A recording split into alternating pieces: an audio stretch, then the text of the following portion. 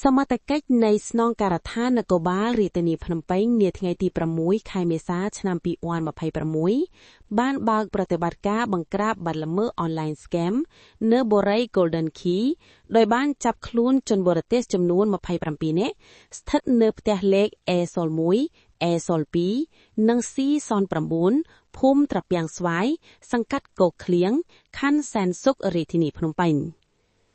ប្រតិបត្តិការបង្ក្រាបនេះធ្វើឡើងក្រោមការបញ្ជាពីលោកខួងស្រេង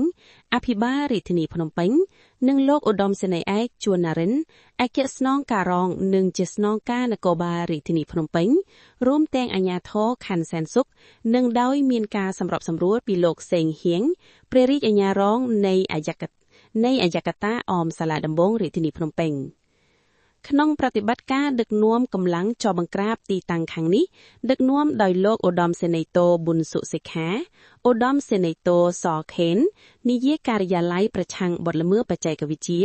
នាយកការិយាល័យអន្តរាគមន៍និងតម្រួតបទបញ្ជាសហការជាមួយខណ្ឌសែនសុខ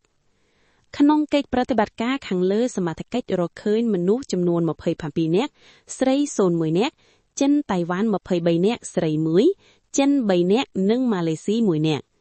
សម្ភារៈបច្ចេកទេសដែលបម្រើឲ្យបទល្មើសរួមមាន CPU ចំនួន3គ្រឿងទូរស័ព្ទដៃចំនួន177គ្រឿង Monitor ចំនួន19គ្រឿងនិង Laptop ចំនួន22គ្រឿងលទ្ធផលកោសលវិជ័យសមត្ថកិច្ចរកឃើញថាជនសង្ស័យប្រើទីតាំងក្នុងប្រទេសកម្ពុជាប្រព្រឹត្តបទល្មើសអំពើឆបោកតាមប្រព័ន្ធបច្ចេកវិទ្យា Online Scam ក្រោមរូបភាពឆបោកទិញទំនិញអនឡាញក្លែងក្លាយ Online Purchase Scams និងអូសទាញឲ្យវិនិយោគ Investment Scams